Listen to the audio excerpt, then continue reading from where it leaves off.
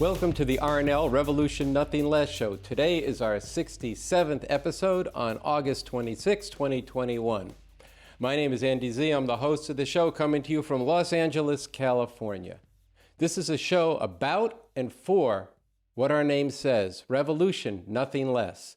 We take the name of our show from a talk by the revolutionary leader Bob Avakian, BA, that he gave in 2012, which is now a film. BA Speaks, Revolution, Nothing Less. You can find the film at our website, revcom.us, and right here on our YouTube channel, The Revcoms.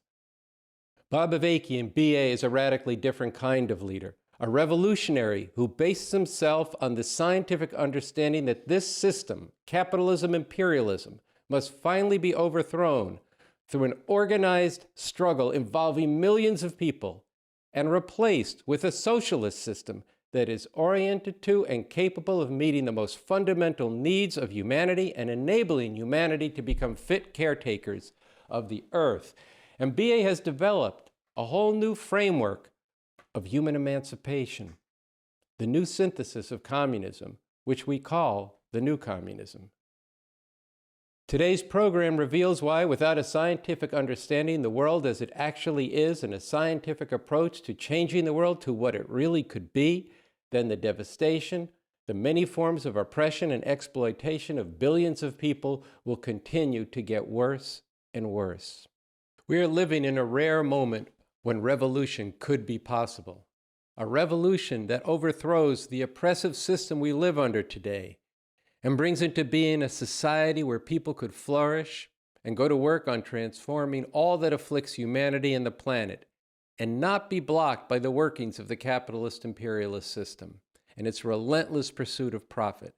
A system and a way of life that is endlessly promoted by politicians and the media and is enforced by the murderous police, courts, and mass incarceration system here and by the U.S. military the world over.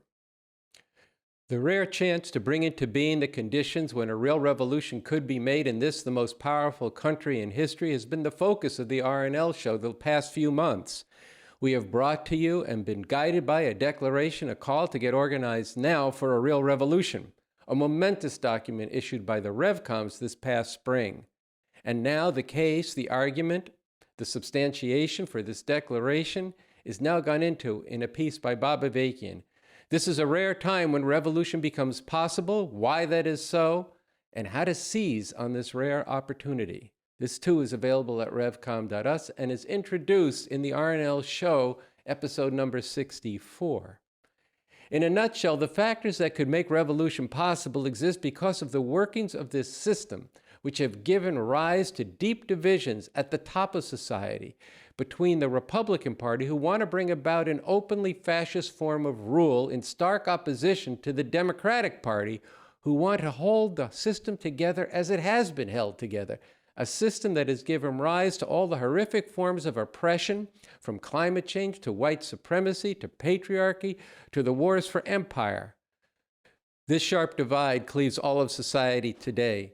A deep scientific analysis of this situation looks below the surface and shows that they cannot resolve these divisions within the normal workings and functioning of this system, within the framework of this system.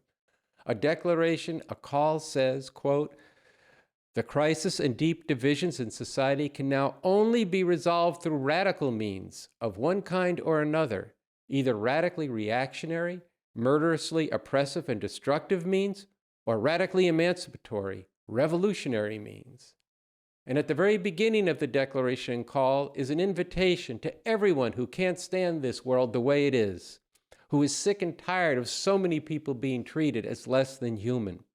Everyone who hungers for a world without oppression, exploitation, poverty, and destruction of the environment, end quote.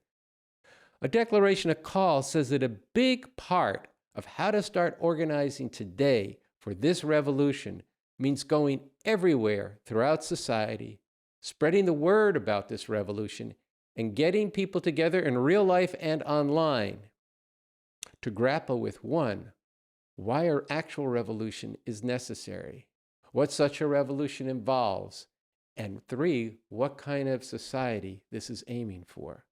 Today's program will begin with a commentary on the first of these questions, why an actual revolution is necessary.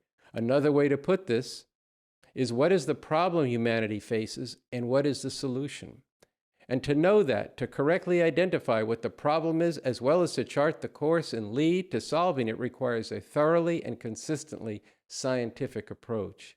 And this commentary will be followed by Sunsara Taylor, the co-host of the Revolution Nothing Less show, interviewing Toni Redtree, who is a writer for revcom.us and an advocate for the new communism.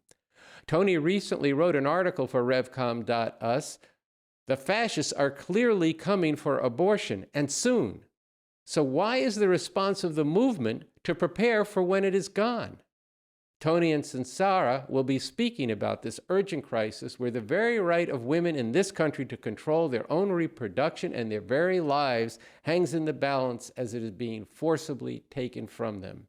This will be followed by our third segment today, something new for the RNL Show. You may not know this, but Sunsara Taylor, the co-host of our show, has a Pacifica radio show too. We Only Want the World on WPFW in Washington DC and WBAI in New York City.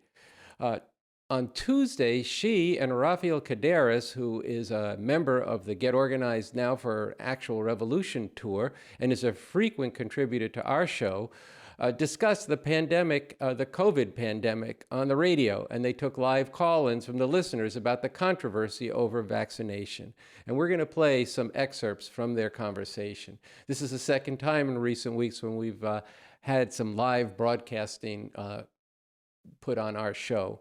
So that's something new for us. But their broadcast was informed by an article that appeared on revcom.us this week by Bob Avakian titled, "Vaccinations, a Decisive Means for Dealing with COVID. They are not a conspiracy or a plot by the government and big corporations. The importance of scientific understanding and approach." So let's begin with the commentary. A key part of getting started in bringing forward the understanding and the people that are necessary if there is to be a revolution in this rare time involves spreading the word about revolution and getting people together, as I said, in real life and online to grapple with 1, why an actual revolution is necessary, 2, what such a revolution involves, and 3, what kind of society this is aiming for.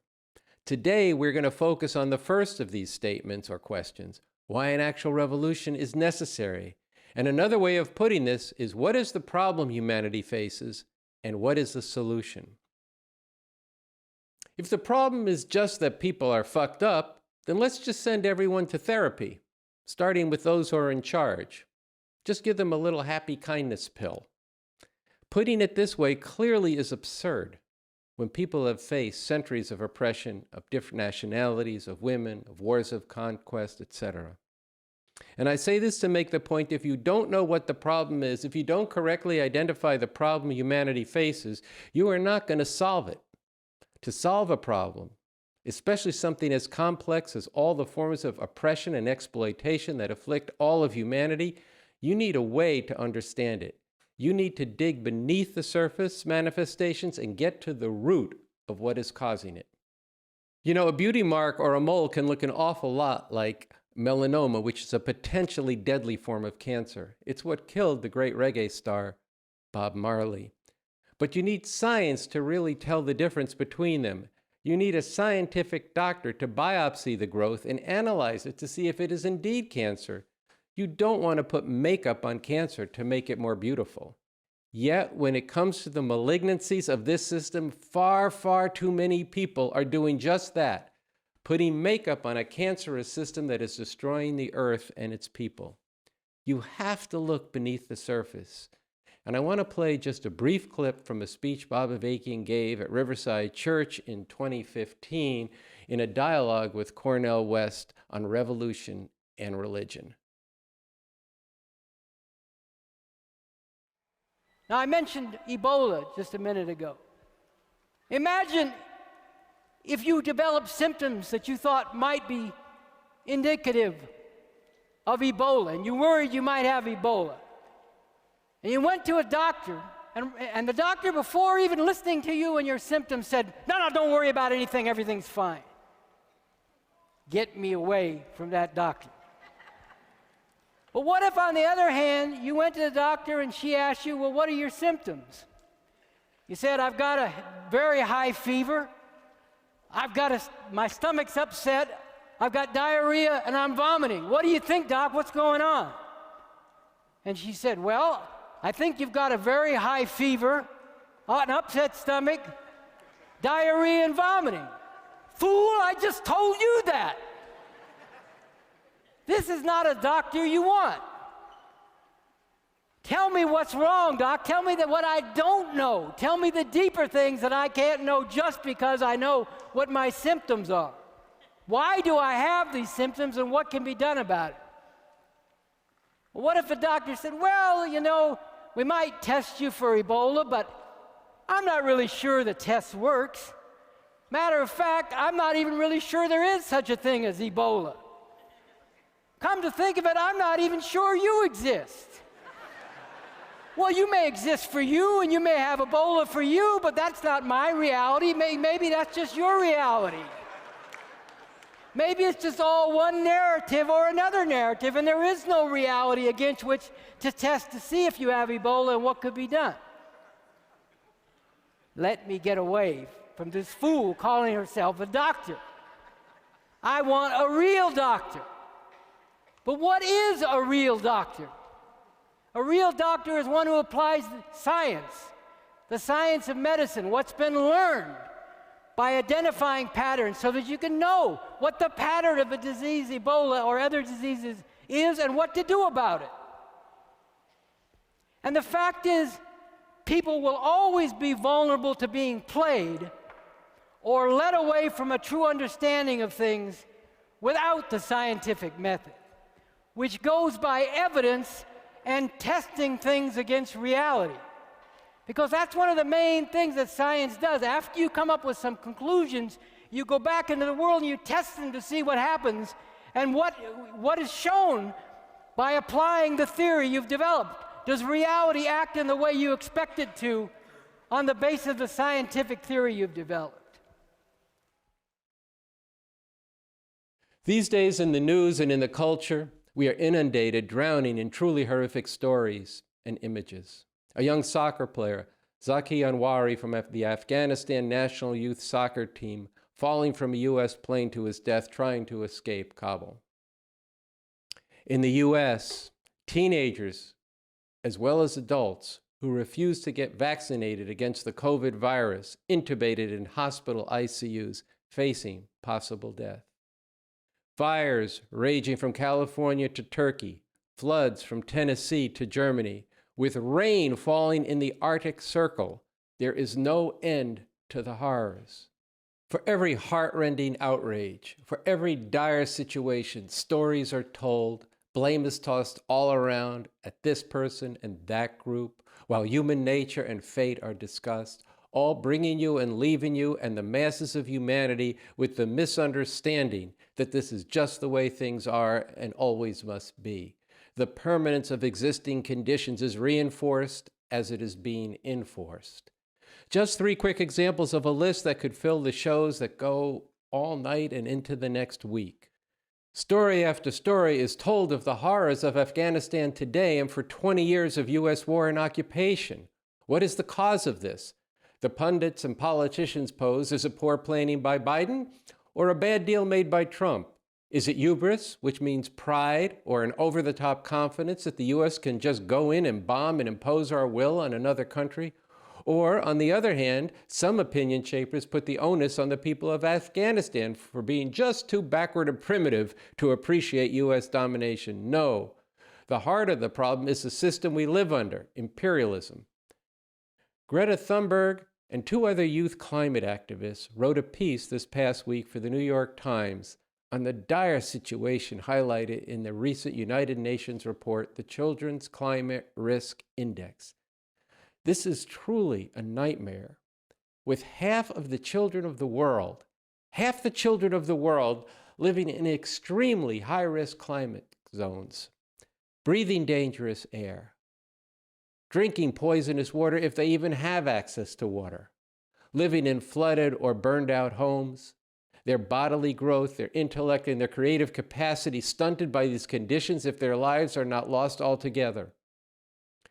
But yet, after documenting all of this, they ask the adults not to look away.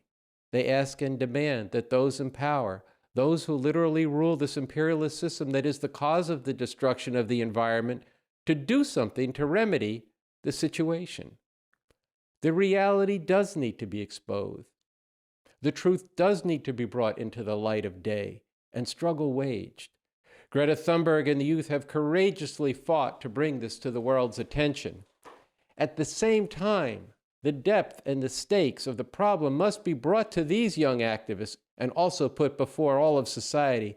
What cries out with great urgency to be reckoned with is that absent overthrowing the capitalist imperialist system, the earth we live on is in a collision course with tremendous calamity. And then in Haiti, reeling from the mass destruction from a double blow of an earthquake and a hurricane in a country where there have been 3 major earthquakes in the last 10 years, along with 5 hurricanes, devastating the people.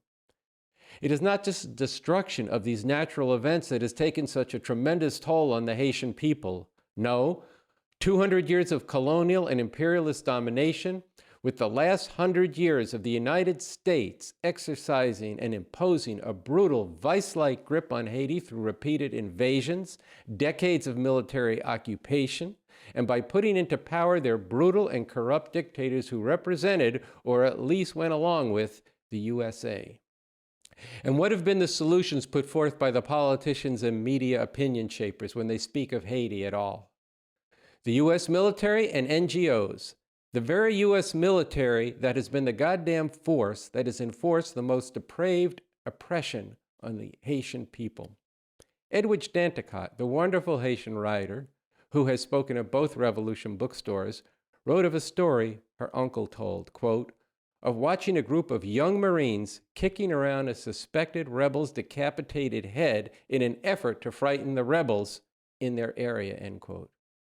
As for the other solution, the NGOs, non-government organizations, charities, sometimes started by people who care, but which combined with the US military maintain Haiti in an enforced state of dependency, crippled from being able to mobilize the people to uproot what really drowns and crushes the people of Haiti, a system of capitalism-imperialism. In Bob Avakian's A Rare Time When Revolution Becomes Possible, he writes, quote, this system causes tremendous suffering for people all over the world, and it poses a growing threat to the very existence of humanity. There are good people anguishing over all of this. If you have not yet heard of this revolution, this solution, if you don't know about this thinker and leader and the work he's done, if you aren't aware of the Constitution for a New Socialist Republic in North America that outlines a comprehensive solution to all of the above and more, well, some of that is on us, and we are aiming to change that. But if you have heard about it and are turning away from refusing to engage it, or prefer something not so extreme, I have to say, that's unconscionable. Engage it, and we'll back it up. Or go to RevCom and read BA and the rest of the materials there, and show us where we're wrong. But unless you are talking about the real solution to the real problem we face, if you are just wringing your hands and doing what you think you can, that is not a viable position for anyone with a conscience. You need a scientific understanding of what the problem is to understand why revolution is the only solution. I want to play about 10 minutes of the first part of a talk by Bob Avakian that he gave in 2018 on why we need an actual revolution and how we can really make a revolution that brings out why nothing short of overthrowing this system can deal with what humanity faces. From all this, it stands out very sharply that we live in a grossly lopsided world. A world where a few dozen billionaires have as much wealth as the poorer half of humanity, and a small number of ruling classes in a small number of countries dominate, oppress, and control the destiny of the masses of humanity, with consequences that are already terrible and could, before long, become catastrophic. And in everything that I've been shining a light on regarding the world we live in under the domination of capitalism imperialism, we are seeing the consequences of a system based on the private appropriation by competing centers of capital of wealth that is socially produced through networks of production involving vast numbers, ultimately billions of people all over the globe, who are forced now to work in conditions and relations of production that exploit and dehumanize them. It is not simply greed that drives these capitalists to constantly seek ways to more ruthlessly exploit people. It is the fact that if they do not do this, or if some other capitalists do it more successfully, that is, even more ruthlessly, then they will face the prospect of not just falling behind, but actually going under, eaten up by other capitalist sharks. It is the private appropriation of socially produced wealth and the anarchy, the feverish competition and contention that results from this, which ultimately underlies and drives all the horrors that are concentrated in the 5 stops and the conditions to which the masses of humanity are continually subjected. The solution is to replace this system of private appropriation with a system where the socially produced wealth is also socially appropriated by a government actually representing the masses of people instead of a class of capitalist exploiters. And this wealth is then utilized on the basis of conscious planning in the interests and for the benefit of the people of society and ultimately the whole world. How this can be done is spelled out in the Constitution for the new Socialist Republic in North America. This is the fundamental difference between the society and world we have with the system of capitalism imperialism that we are forced to live under and the world we could have. The bridge between these two worlds is revolution, a real revolution. Let's be honest, this is a difficult road, but there is no other way to finally put an end to the horrors that are continually brought forth by this system. And as hard as this is, it is possible if we go about it the right way, with the right outlook and approach, the right goals and methods, the right strategy and plan. So this is what I'm going to dig into through the course of this talk. First, let's return to the crucial question of what revolution really means. At the very beginning of how we can win, this is made very clear. An actual revolution does not mean trying to make some changes within this system. It means overthrowing this system and bringing into being a radically different and far better system. Radical means getting to the root, digging up the old system by its roots and replacing it with a fundamentally different system. And what opens the way to doing this is shattering the rule of capitalism over society through defeating and dismantling its institutions, such as the police and armed forces, that violently enforce this system's rule, and then bringing into being new institutions that serve the radical transformation of society and ultimately the world as a whole.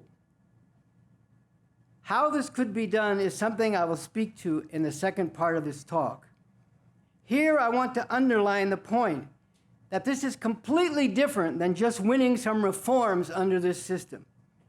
Certain government concessions to the fight against injustice, for example, civil rights legislation, DACA, which granted temporary legal status to some immigrants brought here as children, or court decisions establishing the right to abortion and gay marriage. These were hard-fought victories. But the problem is that they are and can only be partial victories, dealing with only some aspects of oppression under this system, but not eliminating the oppression as a whole or the source of this oppression, which is the system itself.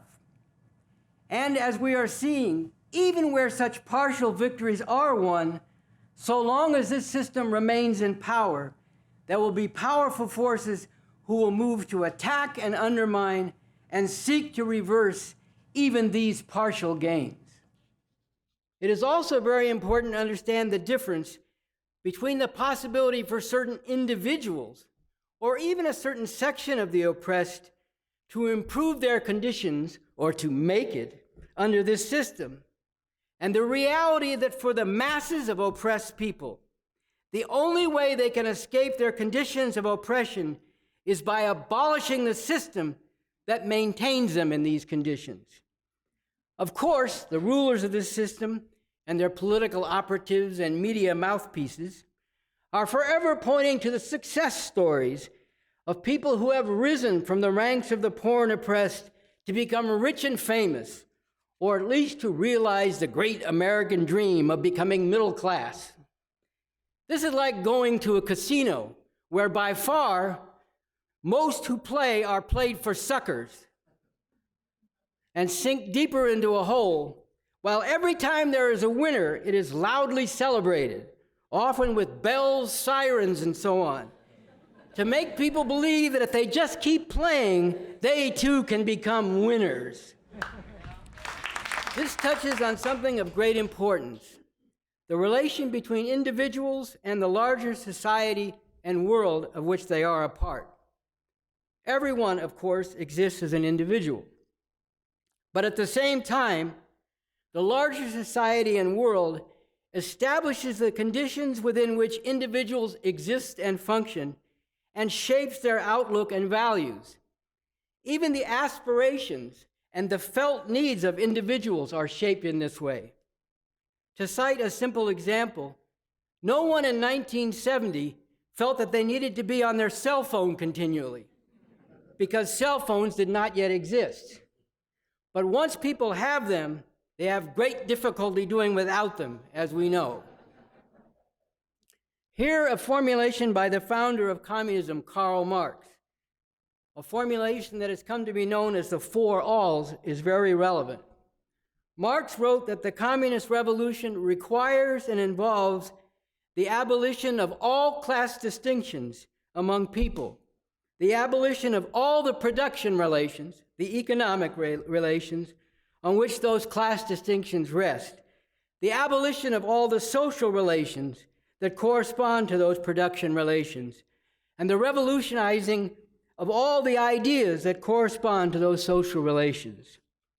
Among other important insights that can be gained from what Marx is getting at here is the understanding that while, again, people exist as individuals, and their individuality is important and should be given due weight, overall it is the prevailing economic relations and the corresponding social relations and ideas that in a fundamental and overall sense shape individuals and individual aspirations. The divisions among people in a society like this, including the unequal and oppressive divisions between rich and poor, white and non-white, men and women, and so on, are real and objective. Democratic Party politicians keep saying things like, Trump is dividing us instead of uniting us. But these divisions are not caused by the divisiveness of someone like Trump. Trump makes use of these divisions in pursuit of his fascist agenda, but neither he nor anyone else has caused or could have caused these divisions. They are rooted in the very nature, functioning, and requirements of this system, in the way all this has historically evolved. To eliminate these divisions, it is necessary to eliminate this system.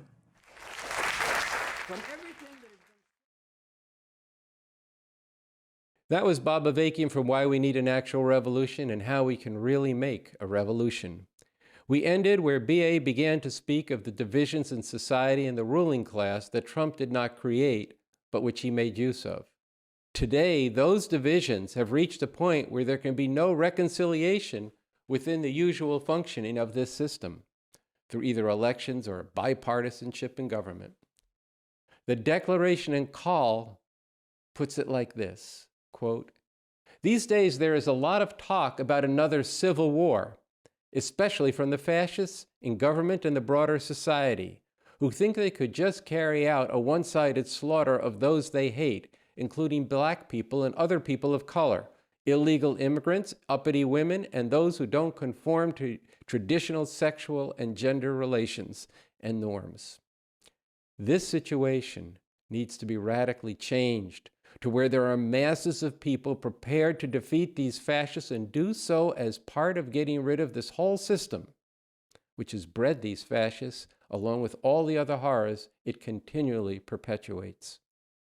What we need is repolarization for revolution, making a real revolution an active and increasingly powerful force, first of thousands and then millions of people organized to work for and win more and more people to this revolution, radically changing the terrain on which the revolution will be fought," end quote. That this is a time when this is possible should inspire everyone who has a heart to fight for something that is really worth fighting for, to kick ass, to get out far and wide, to everyone to learn about, grapple with, and deeply get into BA, and to take up the real, and to be as direct as I can, only solution, revolution, nothing less.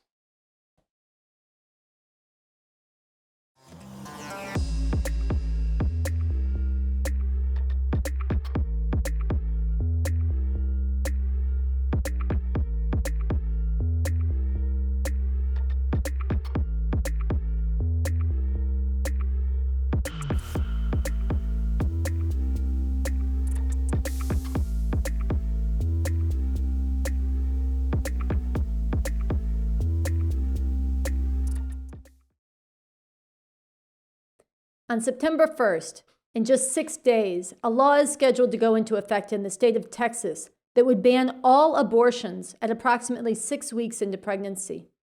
That is long before most women even know they are pregnant. Meanwhile, the Supreme Court of the United States has agreed to hear a direct challenge to the landmark Roe v. Wade decision, which first legalized abortion for women in 1973. We are fast approaching a tipping point in what has been a decades-long Christian fascist war on the lives and rights of women. And yet, almost nobody knows about this. And among those who do know, particularly the reproductive rights groups tied to the Democratic Party, there is no mobilization of the outrage of millions of women and others to stop this.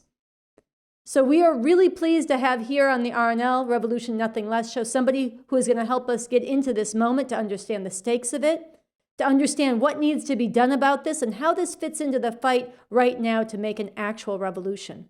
Toni Redtree is a longtime writer for revcom.us.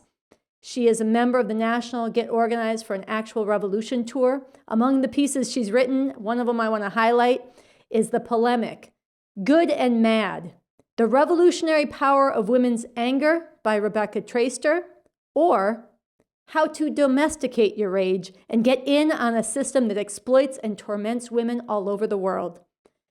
Toni has written on a number of other topics, but has put a particular focus on the oppression and the liberation of women, including the decades-long battle over abortion. So we're really glad to have her with us here today. Toni, welcome to the RNL Revolution Nothing Less show.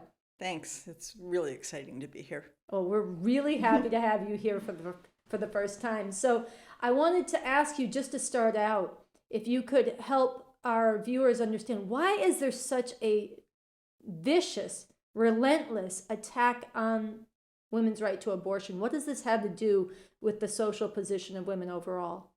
Well, I think you're right. We're at a tipping point, and we're at a point where people could be hurtled back to a future that's just horrific, or actually we could bust these chains and take society to an entirely different epoch. And one of the reasons why abortion is so central to this question of the liberation of women is that for millennia, people were basically, biology was destiny. You had no choice, to have a child if you had sex and became pregnant.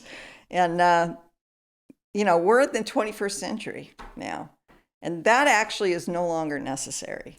And, women have the ability, we have the technology, and we have the ability for people to actually have children when they decide to do so. Children are one of the most precious things on the planet. It's our most precious resource, it's the future. And, that's a wonderful thing if women choose to do that. But, it's also a necessity for women to be able to decide when and how they will have children. And forced motherhood is a form of female enslavement. That's the center of it, And I think one of the things that's happened is that, the ability to do this, as well as being out in the world and participating more in it, has actually created a situation where women are more independent. They have some autonomy over their decisions. And this is something that's actually driven the religious fundamentalists and Christian fascists and just fascists in general crazy ever since women won this right. And this is very much under assault, and that is actually where we're heading. I wanted to bring in something that Bob Avakian wrote. He republished it in his New Year's statement earlier this year, but he actually wrote it originally 35 years ago about the situation facing women and some of the big changes in the world. And I want to read it and get your reaction to it now that this is even more acutely coming to a head right now. He wrote, "Over the past several decades in the U.S., there have been profound changes in the situation of women and the relations within the family. In only 1 of 10 families is there a, quote, model situation where the husband's role is the sole breadwinner and the wife is a totally dependent, quote, homemaker. With these economic changes have come significant changes in attitudes and expectations, and very significant strains, not only on the fabric of the family, but of social relations more broadly. The whole question of the position and role of women in society is more and more acutely posing itself in today's extreme circumstances. This is a powder keg in the U.S. today. It is not conceivable that all this will find any resolution other than in the most radical terms and through extremely violent means. The question yet to be determined is, will it be a radical reactionary or a radical revolutionary resolution? Will it mean the reinforcing of the chains of enslavement or the shattering of the most decisive links in those chains and the opening up of the possibility of realizing the complete elimination of all forms of such enslavement?" So that was written 35 years ago. This question is even more explosive. He says a powder keg, it's even more explosive today. I'd just like to hear your thoughts on where we are and how what light this sheds. Well, it was very prescient, and here we are. We're here at this tipping point. And I think this is a statement that actually he's broadened to actually the entire moment that we're in right now in terms of what direction society is going to take. I think there are different aspects of this. One is why this has come to be. And, I think some of what he's describing there is actually a situation where just the very workings of capitalism itself have actually undermined and torn apart a lot of the traditional ways that the family has actually been organized, including under a system of capitalism. It's 1 in 10 there. You have a situation now where the typical traditional nuclear family is actually pretty non-existent. I think it's about 27% of families in the U.S. that actually are living that way. And one of the most rapidly expanding situations is that of women who are actually raising families on their own, which has doubled in this period of time. And now we were facing the pandemic, and a lot of women are actually being forced back out of the work world and into the family because somebody has to take care of the children. But this situation is actually kind of on one hand undermined the traditional role of women, but under capitalism, you actually can't change that fundamentally. This is something that's completely woven into its actual workings and operation. They need the traditional family in order to actually raise future generations, to instill the values, it's a basic economic unit of society that's absolutely essential. it's tearing things apart, but there isn't a resolution within the confines of capitalism to this contradiction. And at the same time, it's actually, engendered a reaction to this among sections of the population, especially a Christian fascist movement that's been developing for quite some time, that actually really is reacting to this by wanting to restore things to the way they used to be, to the rightful position of man as, head of his household, women and children as his property, and seeing actually the growing independence of women as a threat to that.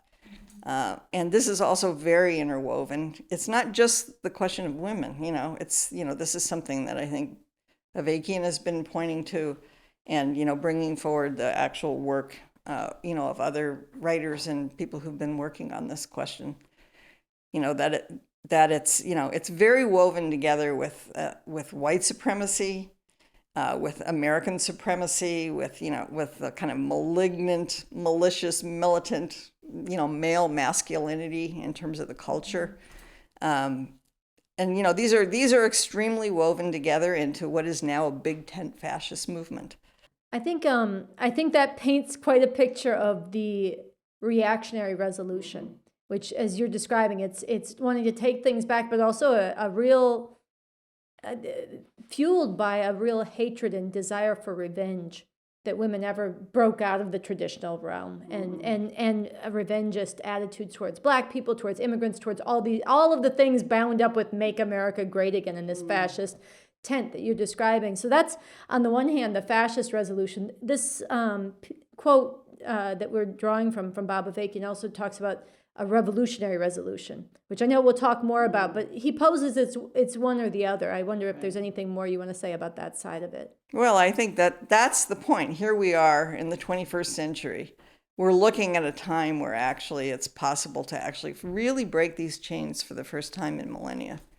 There's the productive capacity in the world as a whole to actually fully involve women in the actual running and administration of society and every other endeavor.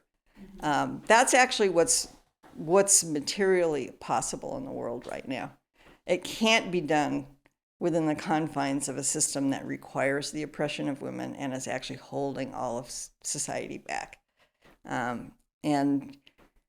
Avakian and all of us who are followers of him are working for actually a revolutionary solution to this, because we're also at a moment where, even though you have all this, this fascist terror that actually has a lot of people very afraid and cowed, within that, there's also a situation where this is bringing to a head the fact that the society that's being torn apart is creating a situation that actually you've not seen in this country for 150 years. It's, you've never seen it. This is a really unprecedented situation. You haven't seen anything like this since the Civil War. And that pulling apart of things at the top of society and the stark realization of the different futures that are actually possible does give rise to a moment where, if the revolutionary forces can actually seize on and organize the forces that are necessary for this, you could actually make a revolution in a country like this. And that future, where women are actually a driving force for actually propelling history forward to a whole nother epoch, is actually possible. So I want to bring us back to the immediate juncture that we're in, where in 6 days, Texas is about to criminalize abortion, effectively criminalize abortion for all women, where the Supreme Court is going to be considering a case that could gut Roe v. Wade, gut abortion rights nationally, and there is almost no response. I mean, it's completely muted. Most people don't know it's happening, and among those who do know, in the Democratic Party and the so-called women's rights groups tied to it, the reproductive rights groups that are tied to the Democratic Party, overwhelmingly, the plan in the face of this is to plan for defeat. I mean, it takes different forms. Some of the reproductive rights groups are trying to pass laws, defensive laws at the state level, planning for when Roe v. Wade is overturned, then they can protect abortion in a few local areas. Some people are planning to raise money to help get women across state lines when abortion becomes criminalized in their states. But all of it across the board is preparing exactly for the Christian fascists to win and then to help a few women within that. And I think this needs to be spoken to, so I want to throw that to you. I think there's a broader question here that I want to refer people back to these articles by BA that have been up recently. There's various things about the rules that are actually stacked in favor of the fascists because of the whole history of the country and compromises that have been made. And you do have a court that's actually now stacked against Roe versus Wade and a lot of other fundamental rights that are happening. And you have the Democrats who are actually playing by the rules. And so they're putting their head down and kind of preparing for the long, patient struggle to push the pendulum the other way. And there's a basic thing wrong with this argument, which is actually this is not a pendulum swing. This is a moment in history where actually you have a fascist movement from the top of society down that's actually cohered to seize the ship of state and change everything, to change all the norms that people have been used to for so long in terms of the way this country has been run, from a capitalist democracy, which itself is a form of dictatorship, to one that's just openly fascist, and where they're not just going after the masses of people, but their own political opponents. So that's the moment that we're actually in. And I think, the response of Biden and the Democrats is actually to find common ground with a section of the ruling class that they want to kind of keep together. I think this is a point BA has also made, that the fascists have the initiative on this, and the unity that's going to be found is going to be on their terms. So what do you see happening? You have Biden who's come in, who's, honestly a socially conservative, who's wrapped himself in the role of compassion for women, who won't even say the word abortion. This is as good as you've got up there that people are actually kind of counting on to do the right thing. And they're not, they're actually, as you said, preparing for defeat. And I think this is and this has got a lot of people paralyzed. They're not sounding the alarm. And so a lot of people don't even know about this. But I also think this whole logic has actually got to get taken on. I mean, I just have to tell this one story because I think it typifies something. I traveled recently and I got off the plane and I drove by this building where the entire side of the building had a mural on it with a picture of the earth. Was, I think, probably run, an ad for some like super hip capitalist storage company where Americans like to store their stuff. And it's got a picture of the globe on it with a sign that says, "Love her before she's gone." So it's actually not even on this. There's a whole way that people are actually kind of preparing themselves for potentially the end of humanity. When we're at a moment actually where we actually could get humanity beyond this epic of capitalism. And that's a mindset that actually has to be overthrown. The idea that they're going to take away the most fundamental right a woman has, that should be a showstopper. That should be a society stop everything moment. When the beautiful rising began, nobody looked to what was happening on the rules of this, that, or the other thing. This was an outrage. People went out into the streets and it changed everything for a while. And I think we're at a similar moment. We should learn from what the women did in Poland, but we should also learn that we should not wait. We're not going to wait for them to overturn and take away this right. People have to be out in the streets now.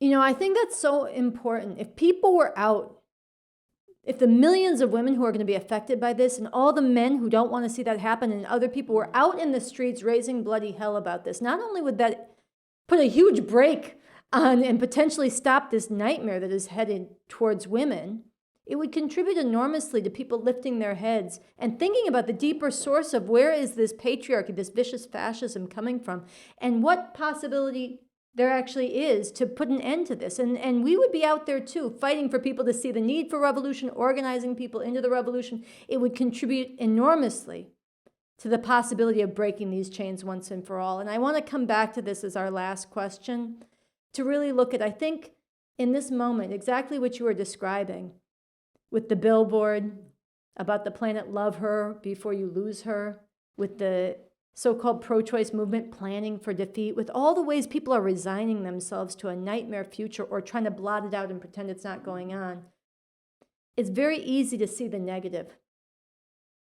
But there's something very precious that BA has done in this piece, The Rare Time When Revolution Becomes Possible, and this quote from 35 years ago about a radical resolution one way or the other, where he's talking about the real possibility of revolution and now in this time. And I think it'd be important to talk, to end with, how do you see the possibility of actually wrenching a beautiful future out of this situation? He's seeing a reality here, which is that the coming apart of things at the top of society is not just negative. It actually shows the pulling apart of a ruling class that can no longer rule the same way. And within that, there actually is the possibility of maturing and ripening a revolutionary situation if the organized forces for that actually are capable of bringing millions of people into this. And it is such a moment, and those things come along very, very rarely. But it actually does require people understanding that that's the case. And there's a lot of emphasis in the article that was recently written by Avakian that people actually need to know this. We have to get the word out on this. Hardly anybody knows about this. And people also have to be struggled with to raise their sights to not just what is, but what's possible. And, there's a lot of things that we actually have to throw overboard. A lot of the training that's kind of been left by a legacy of identity politics, for instance, all this stay in your lane business. It's kind of like, look, folks, that's not even defensive driving. You can't even deal with this stuff that way. You've got to look at what's happening on the road. You have to look up and see what's happening on the road. You have to, understand what's happening in the other lane. You have to understand what's happening with these crazy Humvee drivers that don't give a fuck who they kill on the road. But you also have to recognize that this road is going somewhere that's no good. But there's also a plan for taking an entirely different route. And people actually have to they have to know about this and see that there's a possibility for actually getting to an entirely different destination than the one that actually currently exists. All right. Well, Toni Redtree, we are so pleased that you were able to join us here today for the first time, but I'm sure it won't be the last time on the RNL, the Revolution Nothing Less show.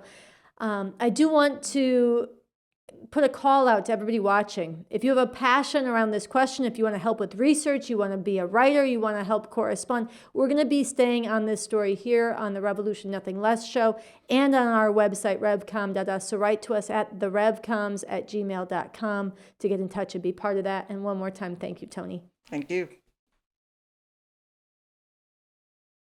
So for our final segment today, we're going to do something a little different. We're going to give you some live radio on YouTube.